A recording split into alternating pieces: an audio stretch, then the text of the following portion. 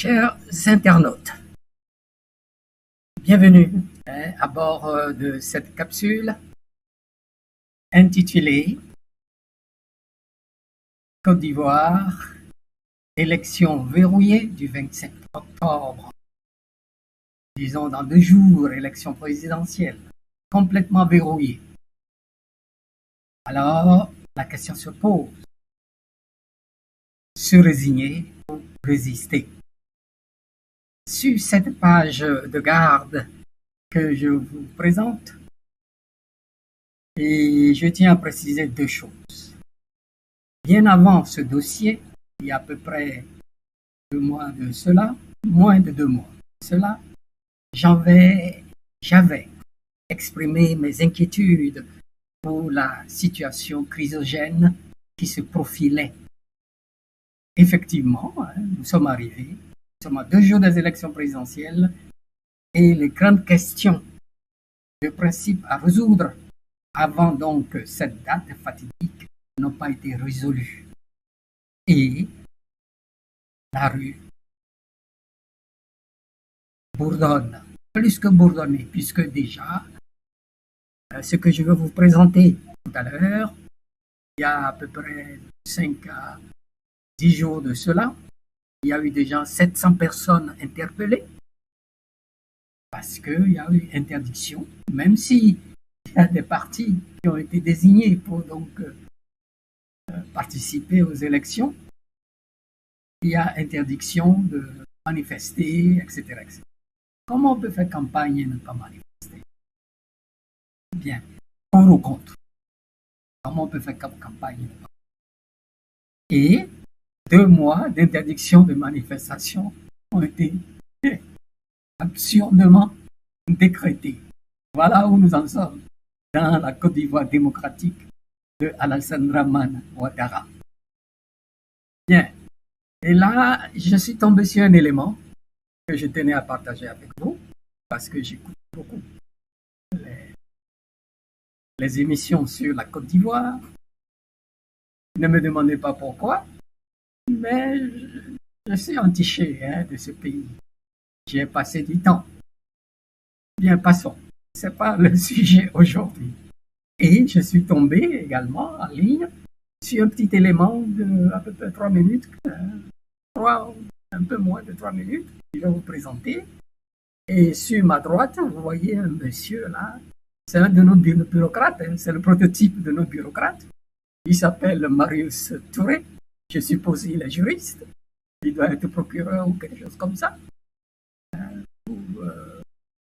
dans ce domaine.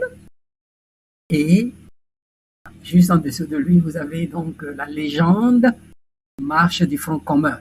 Parce que face à la situation, ma foi, de sourdes oreilles présentées par les tenants du pouvoir, un certain nombre de partis se sont mis ensemble et ont formé un front commun pour amener les tenants du pouvoir à reculer, à faire des concessions, c'est-à-dire à revenir sur les principes démocratiques inscrits même dans la Constitution. On n'est pas arrivé à ce point. Voilà. Et je crois que c'est la rue maintenant qui va, au lieu de faire les mêmes choses de manière civilisée. Non. On se comporte en hooligan, en voyou, s'impose, parce qu'ils sont là, ils ont l'armée, la police, la gendarmerie avec eux. Ils ont beaucoup d'argent, ils souvoient les gens, ils bastonnent, ils arrêtent. Il y a eu, je crois, à ce jour déjà, on en est à 4 morts, dont un bébé, et aussi un gendarme. Qui a tué le gendarme, je ne sais pas. Je crois à l'intérieur du pays quelque part. Bon, donc les règlements de compte ont commencé. C'est un pays qui avait connu également de la guerre civile, après Houphouët. Bien, après le vieux Félix Houphouët. J'aimais bien aller au palais écouter quand il avait donc, des réunions publiques, il invitait tous les cadres. J'allais également. Bien. Donc, sans plus tarder, je vais vous faire écouter ce monsieur. Ça, ce sont nos intellectuels. C'est le prototype de l'intellectuel africain acquis au pouvoir Je vous le dis à l'avance, c'est mon point de vue personnel, mais vous ferez votre jugement là-dessus.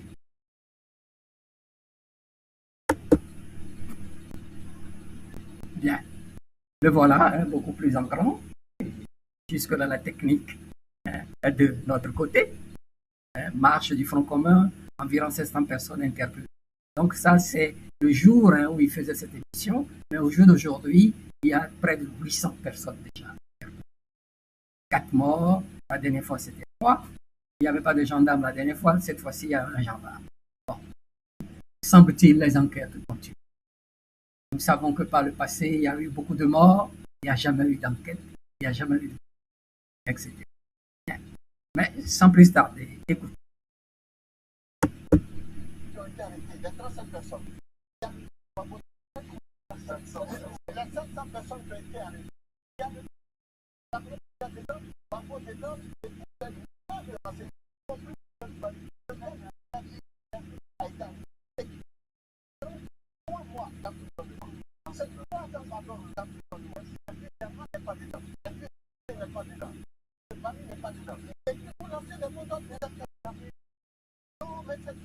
il faut le dire aux Ivoiriens, il faut qu'on arrête cette façon de faire la politique en envoyant les pieds des autres à l'abattoir.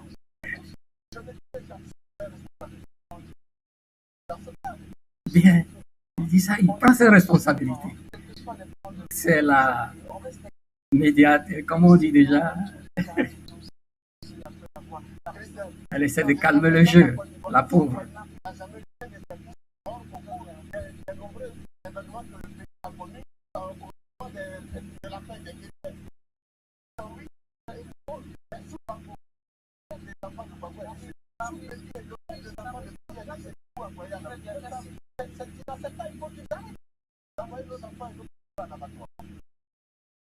Bon, vous avez vu dans quel état son excitation, telle que ses gestes et tout ça qu'on n'entend pas très bien. Pas très bien malgré mon effort ici pour augmenter. Bon, en gros, il dit ceci. Il s'énerve et s'emporte contre les leaders des partis ou des mouvements qui appellent donc les jeunes à aller manifester, alors qu'eux-mêmes, ils gardent donc à la maison leurs propres enfants. Donc, ils envoient les enfants des autres se faire massacrer, abattre, selon les cas, ou attraper, puis condamner à des mois de prison. Non, il faut tout simplement aller voter. Ce sont ces mots. Il faut simplement aller voter. Il faut arrêter donc protester dans la rue et aller voter. D'où mon titre, sachant que l'élection est verrouillée en Côte d'Ivoire, alors que le droit de manifester, un certain nombre de principes démocratiques sont inscrits dans la Constitution ivoirienne, c'est le moment des campagnes et on sort un communiqué. On interdit donc les marches. D'abord, on a interdit les marches. Il n'y a eu qu'une marche autorisée, marche du 9 octobre. Et puis, ils ont demandé une autre pour le 9, pour le 11, interdit. Et depuis, c'est donc la descente en enfer avec la descente dans la rue. Et cette émission a eu lieu à la première, donc, premier affrontement avec les forces de l'ordre, où ils ont attrapé 700 personnes, arrêté dans leur terme, et 3 morts, dont un enfant, parce que ils sont même allés dans les cours lancer des gaz lacrymogènes, comme au Togo, comme ça. Et un bébé est mort. Donc ça.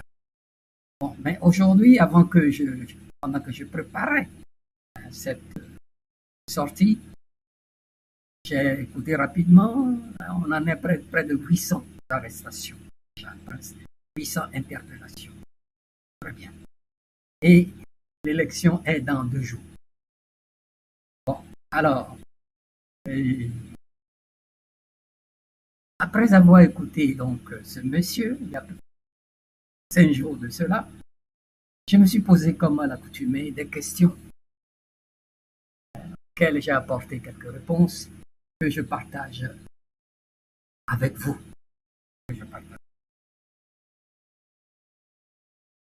Alors, après donc ce visionnement, je précise les questions.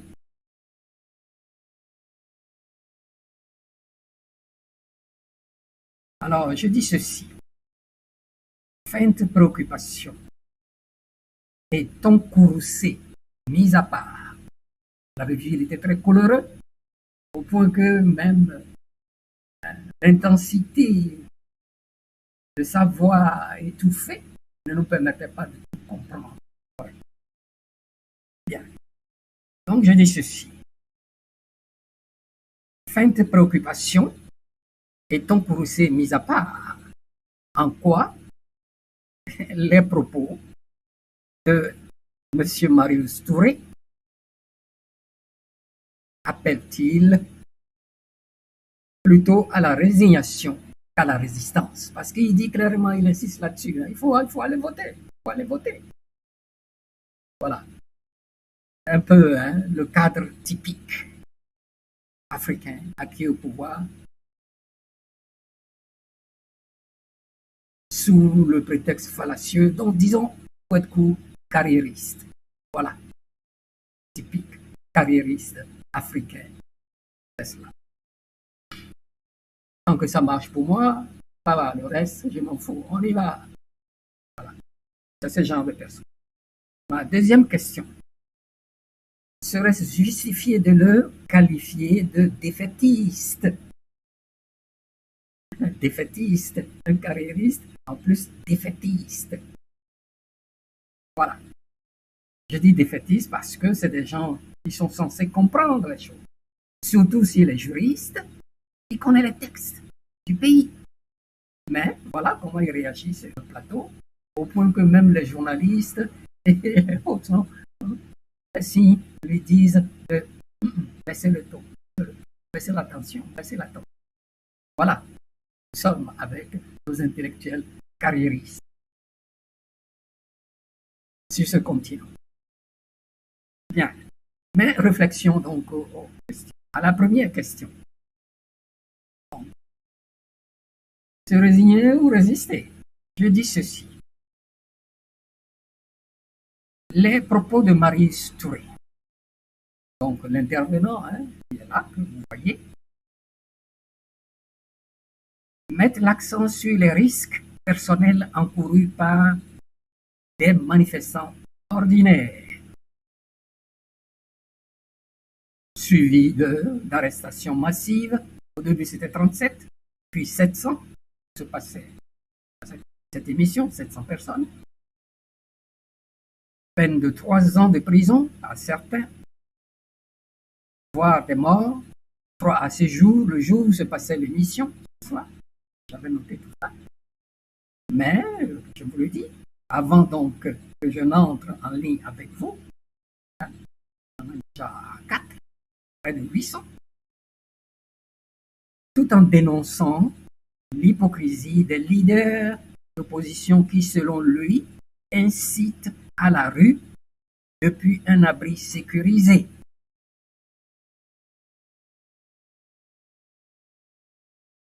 Sans exposer leurs propres enfants. Donc, ils se préoccupent pour les enfants des autres. Mais dans le même temps, qui le dérange lui? Parce qu'ils sont dans la rue, lui, il n'en est pas question d'aller dans la rue. Il faut aller voter. Il a bien dit cela.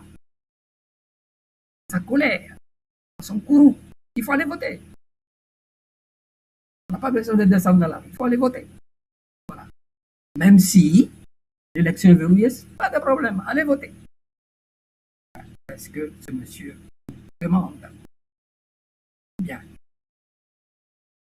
Alors, au-delà de la tonalité courroucée et de la préoccupation apparente, ce qui fait semblant, pour la sécurité des fils d'autrui, en de griffes, c'est le terme qu'il a utilisé, fils d'autrui, c'est un terme à lui. Ce discours invite implicitement à renoncer à l'action collective de rue, symbole de résistance active contre les exclusions de candidats, les interdictions de meetings et la répression en cours au profit d'une participation électorale dite pacifique via le vote. Donc, ce qu'il dit est en accord, en phase avec ce que dit le pouvoir dans un pays dit démocratique.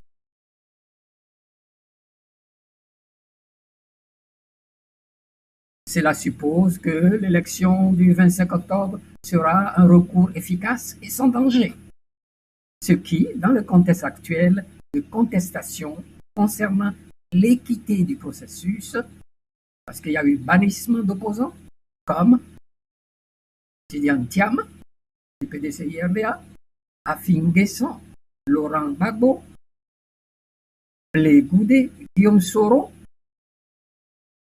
qui sont donc des grands de l'opposition de ce pays.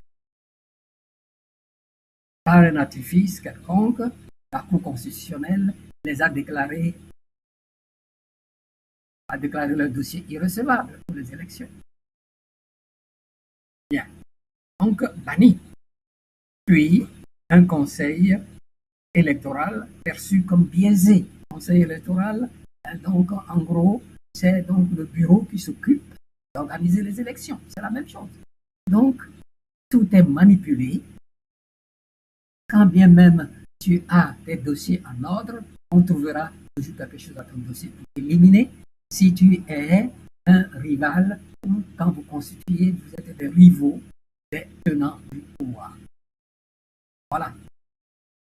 Et ce n'est pas la première fois que ça se produit, c'est la troisième fois que ça se produit dans ce pays, après la guerre civile, après l'intervention de l'armée française, avec Sarkozy, qui était président, a envoyé les forces françaises bombarder le palais présidentiel pour déloger Gbagbo et l'envoyer pour une douzaine d'années en Europe, en passant par la Cour pénale internationale. Voilà où nous en sommes, dans un pays démocratique. Bien. Et Marius Touré fait un plaidoyer pour une résignation déguisée en prudence. C'est cela, déguisée en prudence. Il dénonce les leaders sans proposer une stratégie alternative de mobilisation, comme par exemple dire qu'il faut des réformes électorales que demande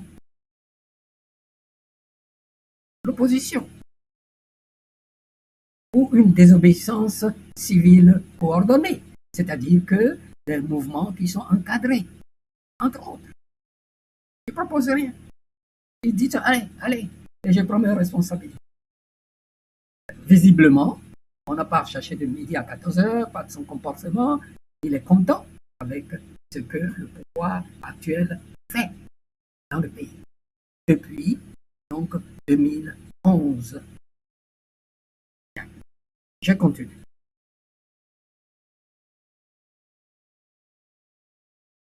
Alors, et il renvoie les citoyens à un bulletin de vote isolé, c'est-à-dire dans l'isoloir, potentiellement manipulé, plutôt qu'à une pression collective pour changer le système en cause. Un raisonnement biaisé ou déséquilibré, n'est-ce pas? Son raisonnement est biaisé, mais au profit de qui?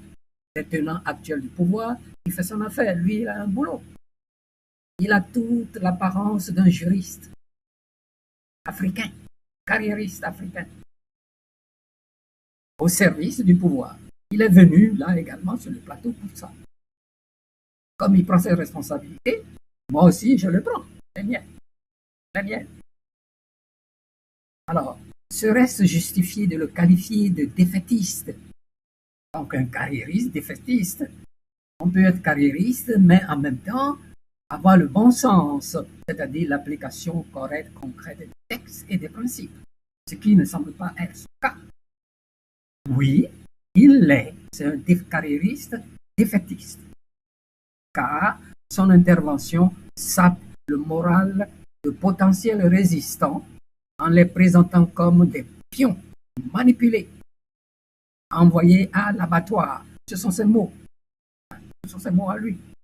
Envoyés à l'abattoir, sans reconnaître la légitimité des manifestations comme expression démocratique face à une répression documentée. Plus de 300 arrestations au début. Au moins 3 morts, dont des enfants, selon des rapports comme ceux d'Amnesty International. Le premier rapport d'Amnesty International parle de 300. Mais en fait, il y a eu 700, parce que là, la télévision, cette télévision, c'est une télévision sur place là-bas, 1700. Aujourd'hui, on entend 800. Chaque jour, il y en a. Bien. Historiquement, les avancées en Côte d'Ivoire, c'est-à-dire les progrès, comme le multipartisme obtenu dans les années 1990 à la conférence de la Baule, quand le président Mitterrand a imposé l'institution du multipartisme de la démocratie. C'est pour ça d'ailleurs que moi j'appelle la Baulcratie. C'est une position de démocratie néocoloniale. Vous, souvenez-vous de la conférence de la Baule, je dis, avec feu François Mitterrand. Les avancées, je répète, ont provoqué des sacrifices similaires et ignorer cela pour prôner un dit repli sur le vote dans un scrutin contesté évoque une posture défaitiste. On admet la supériorité du pouvoir répressif et on incite à l'inaction collective au risque de perpétuer le statu quo. Oui, la constitution ivoirienne dit 2 mandats. Il a trouvé Nagusi là. Il a fait déjà, il finit son 3e mandat. 3e mandat, à la fin 3e mandat, il trouve également une raison pour faire 4e. Il va faire 5e, 6e, 7e, il va mourir au pouvoir. Et en fait, je vous dirai à la fin ce que je pense. Pourquoi c'est comme ça? Parce que ça se passe également au Togo. Bien. Le statu quo. D'où cette répression. Cela dit, si l'on veut nuancer, sa critique de l'hypocrisie des élites pourrait être vue comme un appel à une résistance plus, dite intelligente. C'est ce qu'il croit nous faire croire. Mais elle manque cruellement d'alternatives concrètes pour la rendre crédible. Donc c'est un monsieur qui n'est pas crédible. Alors, chers internautes, qu'en dites-vous? Alors, avant de finir, je reviens donc en première page. Nous avons, sur le continent africain, particulièrement dans les pays francophones, des catégories d'intellectuels diplômés, ils sont docteurs, ils sont maîtrisards, ils sont tout ce que vous voulez, dont il est le prototype. Comme ils ont du boulot, certains d'entre eux, même si leur retraite passe, on les garde, c'est encore mieux. Et il ne faut pas contester. Même si on prend leurs épouses, il n'y a pas de problème. On prend leurs filles mineures pour en faire je ne sais quoi, il n'y a pas de problème. Voilà des gens immoraux et amoraux. Je n'ai rien contre les carriéristes, mais des carriéristes défaitistes, des carriéristes donc amoraux et immoraux. Je suis prêt à les combattre. Et c'est le prototype parfait. Il semble se préoccuper pour le sort des enfants d'autrui, comme il dit, mais en fait, c'est pour lui-même, pour que lui continue à manger jusqu'à la fin de ses jours et placer ses enfants s'il peut. Donc c'est un béni oui-oui, c'est un vassal des vassaux de l'Élysée. C'est donc un vassal des marionnettes, des maîtres marionnettistes de l'Occident qui nous oppriment. C'est ça. Lui, il est ivoirien. On en trouve dans tous les pays francophones. Ils sont à la solde de ceux qui veulent le statu quo. Maintenant, pourquoi ils veulent le statu quo? Ces gens-là ont fait tellement de mal, commis tellement de crimes, que Ils ne sont pas libres. Même laisser le pouvoir, ils ne peuvent pas. Pourquoi? Parce que il y a la Cour pénale internationale. Ils savent que s'ils laissent le pouvoir et quittent, partout où ils vont, on va les retrouver, on va les juger, on va les faire la même chose qu'ils ont fait avec Gbagbo. Je parle s'agissant des Ivoiriens. Les Ivoiriens vont poursuivre parce qu'il y a eu près de 3000 morts. Jusqu'à aujourd'hui, il n'y a pas eu d'enquête. Il sait que si jamais il lâche le pouvoir, il va payer le restant de sa vie où qu'il aille. D'abord, je ne sais même pas si la France va essayer de le prendre, parce que tous ces chefs d'État qui ont rendu service à la France, au dernier moment, la France n'a pas voulu d'eux. Hein.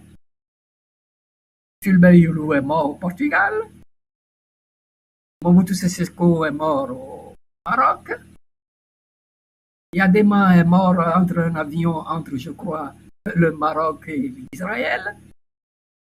Après 34 ans de service, de loyaux service à la France, quand au dernier moment ils sont gâtés pourris comme ça, la France n'en veut plus.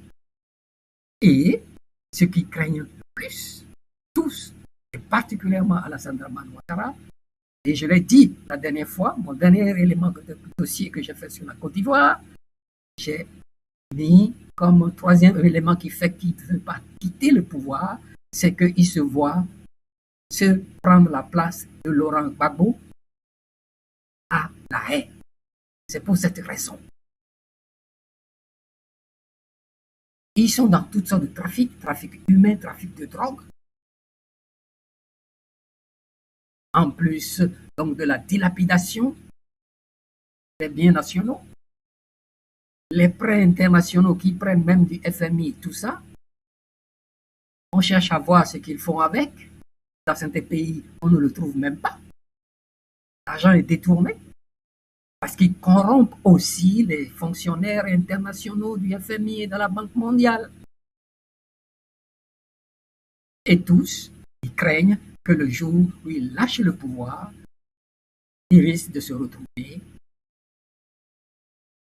à la Cour pénale internationale pour goûter un peu ce que c'est. Et pour la Côte d'Ivoire, c'est presque certain, c'est éclatant.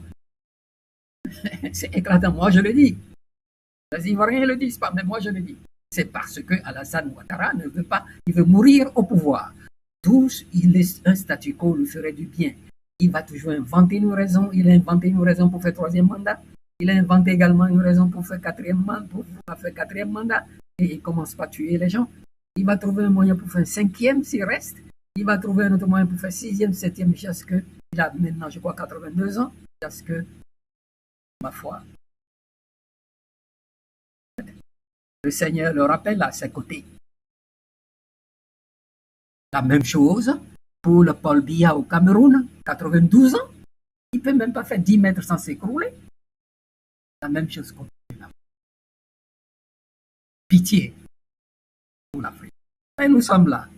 Nous avons beaucoup plus de moyens pour nous faire entendre et éclairer nos populations à faire des décisions eux-mêmes. Pour eux-mêmes. On ne peut plus les blouser. On ne peut plus les blouser. Surtout des intellectuels carriéristes, défaitistes comme ça. Nous devons les dénoncer. C'est dans cet esprit que j'ai choisi cet élément et faire donc apporter ma petite contribution de lutteur et de combattant depuis les années 50 donc à ce sujet.